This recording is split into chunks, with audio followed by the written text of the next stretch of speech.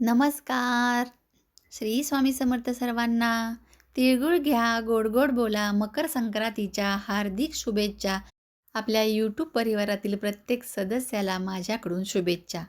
तिळगुळ घ्या, गोड गोड बोला. हे असं जेव्हा आपण म्हणतो तेव्हा आपसुकच आपल्या ओठांवरती हसू येतं आणि कितीही कोणाशी आपलं जरी काही झालं असेल, भांडणं झाले असतील, खटके उडले असतील, तरी आजच्या दिवशी तिळगुळ देऊन त्याच्याशी गोड होणं हा त्यामागचा एक संकेत आहे, भावना आहे. मकर संक्रांत हा सौभाग्यवती स्त्रियांसाठी खूप खास आहे. कारण स्त्रियांना छानसं सजून-धजून शृंगार करून आपल्या पतीसाठी उदंड आयुष्य मागण्यासाठी आजचा पुन्हा एक नवीन दिवस मिळतो. तर आज आपण पाहणार आहोत संक्रांत जी आहे सौभाग्यवती स्त्रियांनी या दिवशी जी करायची आहे त्यामध्ये कोणत्या रंगाची साडी चुकूनही नेसू नये. लक्षात घ्या. बांगड्या भरताना काय काळजी घ्यायची आहे? किती बांगड्या भराव्यात कोणत्या हातामध्ये? बोरन्हाण हे कुणी करावं? कुठल्या मुलांचं करावं? किंक्रात म्हणजे काय? अशी बरीच माहिती मी आजच्या व्हिडिओत देण्याचा प्रयत्न करणार आहे. पण त्याआधी चॅनलवर जर नवीन असाल तर आपल्या या चॅनलला जरूर सबस्क्राईब करा. बेल बटनचा आयकॉन प्रेस करा आणि व्हिडिओ शेवटपर्यंत ऐका म्हणजे या गोष्टी एकाच ठिकाणी तुम्हाला फक्त ऐकल्याने मिळतील. तर 14 जानेवारीला संक्रांत आहे आणि दुपारी 3:06 ही तिथी आहे ते संध्याकाळी 6:20 म्हणजे 6:15 6:30पर्यंत आपल्याला ही संक्रांतीची तिथी मिळत आहे. या दिवसापासूनच हळूहळू दिवस मोठा होत जातो, तीळ तीळ दिवस वाढत जातो आणि रात्र लहान होत जाते. या दिवशी गंगाजल पाण्यामध्ये मिक्स करून अंघोळ करावी.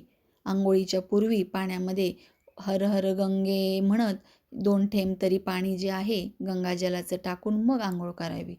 अंघोळीनंतर सूर्यदेवाला आजच्या दिवशी जरूर अर्घ्य द्यावं. तांब्याच्या लोट्यामध्ये थोडं चंदन, लाल कुंकू आणि त्यासोबत लाल फूल अक्षदा मिक्स करून अर्घ्य जरूर द्यायचं आहे. सकारात्मक ऊर्जा, शुभदायी लहरी प्रदान करणारा आजचा दिवस आहे. संक्रांतीच्या दिवशी तामसिक भोजन करू नये आणि यासोबत अभद्र बोलू नये, झाडे तोडू नये, कोणत्याही प्रकारची नशा करू नये किंवा कोणाशी भांडणं करू नये. त्यासोबतच अनेक महिलांना पडलेला प्रश्न म्हणजे मग आजच्या दिवशी कोणत्या रंगाची साडी नेसावी, कोणत्या रंगाची नेसू नये?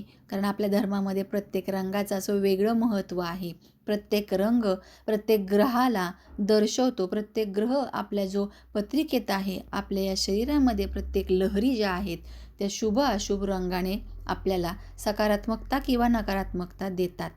तर काही 4-5 रंग आहेत ते खूप शुभ मानले आहेत. प्रत्येक कार्यासाठी किंवा देवकार्यासाठी हे रंग वापरले जातात. पहिला रंग तो म्हणजे हिरवा, सौभाग्याचं प्रतीक आहे असा हिरवा रंग. कारण बघा लग्नामध्ये हिरव्या रंगाचा चुडा महिलेला भरला जातो आणि मग त्या मुलीचं लग्न होण्यामागचं जे शास्त्र आहे ते सुरू होतं. शास्त्रातही हिरव्या रंगाला खूप महत्त्व आहे. त्यासोबतच दुसरा रंग तो म्हणजे लाल रंग. कारण हा रंग सर्व देवांना तर प्रिय आहे, माता लक्ष्मीला सुद्धा अत्यंत प्रिय आहे आणि शक्तीचं प्रतीक म्हणजे लाल रंग. शक्ती तत्व हे लाल रंगाचं आहे. त्यामुळे दुर्गा पूजेमध्ये देखील लाल रंगाला खूप महत्त्व आहे. लाल रंग हा सौभाग्याचा देखील एक शुभ शकुन मानला जातो. त्यामधील कुंकवाचा रंग देखील लाल आहे. म्हणूनच शक्य असेल तितकं जास्त तुम्ही मकर संक्रांतीला लाल रंगाची साडीसुद्धा नेसू शकता. हिरव्या रंगाची साडी नेसू शकता. पुढचा रंग जो आहे केशरी रंग अर्थातच नारंगी रंग हा शौर्य, वीरता, बलिदानाचा, शक्तीचे प्रतिनिधित्व करणारा असा आहे. हनुमंताला देखील शेंदी रंग आणि आपल्या गणपती बाप्पांना देखील शेंदूर हा चढवला जातो. जिथे आपल्याला ताकद, बुद्धी, बलाची आवश्यकता आहे तिथे हा रंग जरूर घातला जातो. यासोबत गुलाबी रंग हा खूप चांगला आहे, प्रेमाचा रंग आहे, आनंदाचा रंग आहे. याशिवाय हा जो रंग आहे तो आपल्या जोडीदाराबद्दलचं नातं दृढ करण्यासाठी देखील वापरला जातो. त्यामुळेच हा रंग देखील आपण या रंगाची साडी घालू शकता. याचबरोबर बघा मोरपंखी रंग, चिंतामणी कलर ज्याला म्हणतात, त्यासोबतच आणखीन अबोली कलर, याबरोबर येणारा खूप असा डार्क नाही पण जांभळट रंग, तो देखील आपण घालू शकतो. हिरवा, डार्क हिरवा रंग, अशा प्रकारचे रंग आपण परिधान करू शकतो. पण यावर्षी पिवळ्या रंगाची साडी आपण चुकूनही नेसायची नाही. त्यानंतर बघूया की बांगड्या. बांगड्यांबद्दल आपण जर आता विचार केला तर संक्रांतीला प्रत्येक स्त्रिया 16 शृंगारात बांगड्यांचा समावेश असतो. मग हिरव्या बांगड्या ज्या आहेत त्या काचेच्या असतात आणि जे दागिना म्हणून आपण बांगड्या त्याच्यामध्ये येलो कलरच्या किंवा सोनेरी रंगाच्या घालतो, त्या पिवळ्या रंगामध्ये मोडत नाहीत हे लक्षात घ्या. कारण ते एक धातू आहे आणि त्याला सोनेरी रंग दिलेला असतो. पिवळा रंग हा वेगळा दिसतो. त्यामुळे तुम्ही हिरव्या बांगड्यांच्या मध्ये लाल बांगडी, ही सोनेरी बांगडी घालायला काहीच हरकत नाही आहे. सौभाग्याचं प्रतीक हा हिरवा रंग आहे. त्यामुळे या बांगड्या घातल्या तर आपल्या सौभाग्यामध्ये वाढ होणार आहे, पतीच्या आयुष्याची वाढ होणार आहे. त्यासोबत धर्मशास्त्र सांगतं, जेव्हा सौभाग्यवती स्त्री हिरवी बांगडी घालते, तेव्हा ती तिच्या पतीचा बुधग्रह देखील स्ट्रॉंग करते. त्यामुळे शक्यतो तुम्ही काचेच्या बांगड्या ज्या हिरव्या आहेत त्या घाला आणि घालताना एक नियम आहे मात्र, एका हातामध्ये सम आणि दुसऱ्या हातामध्ये विषम अशा बांगड्या घालायचा नियम आहे. आपण जेव्हा पूर्वी बघा आपली आई, आजी कासाराकडे जात असे, तेव्हा बांगड्या भरताना एक बांगडी जास्त घाला असं मुद्दामून म्हणायच्या. पण आपल्याला तेव्हा वाटायचं की बांगडी फुटते म्हणून एखादी जास्त मागत असेल आई.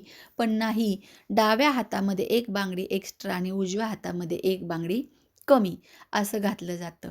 त्याचबरोबर संक्रांतीला अनेक ठिकाणी लाखेची बांगडी घातली जाते. आता ती देखील पिवळी असते. पण पिवळी किंवा सोनेरी, गुलाबी, लाल अशा वेगवेगळ्या रंगाच्या आता लाखेच्या बांगड्या मिळतात. त्यामध्ये खड्यांची देखील डिझाईन मिळते. त्यामुळे हा गैरसमज दूर करून तुम्ही हातामध्ये बांगड्या घालू शकता. त्याचबरोबर दागिने, दागिन्यांशिवाय कशी काय आपली 16 शृंगाराची जी आहे तयारी अपूर्ण राहू शकते. दागिने घालायला काहीच हरकत नाही आहे. दागिन्याशिवाय आपला कोणताही शृंगार हा पूर्ण वाटत नाही.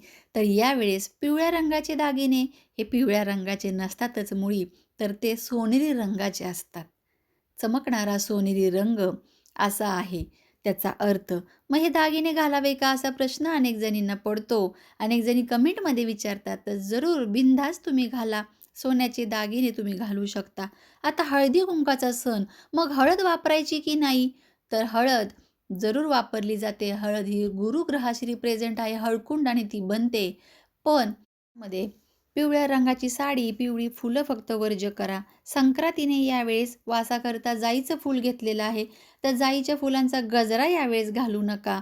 गुलाब, मोगरा, पांढरी शेवंतीची वेणी, अबोलीचा गजरा घालू शकता. जाईच्या फुलांचा गजरा जो आहे तो फक्त आपल्याला वर्ज्य करायचा आहे, हे लक्षात घ्या. बारीक-बारीक चुका होतात आपल्याकडून कळत-नकळत. गजरा आणा आपण सांगतो आपल्या घरातील कोणालाही किंवा आपल्या नवऱ्याला. तर गजरा आणताना तेवढं विशेष करून लक्ष द्या. खास करून प्युअर मोगऱ्याचा जर गजरा भेटला, तर यामुळे शुक्र ग्रह मजबूत होतो. खास करून गजरा घालण्यामागचं कारण 16 शृंगारातलं, की शुक्र ग्रह हा मजबूत होतो आपल्या पतीचा आणि स्वतः बायको जी आहे, जी स्त्री आहे, ती आपल्या नवऱ्यासाठी प्युअर शुक्र असते. मग यासाठीच आजच्या दिवशी तुम्ही दान करायचं आहे. पिवळं जे आहे डाळ, गूळ दान करू शकता, तीळ दान करू शकता.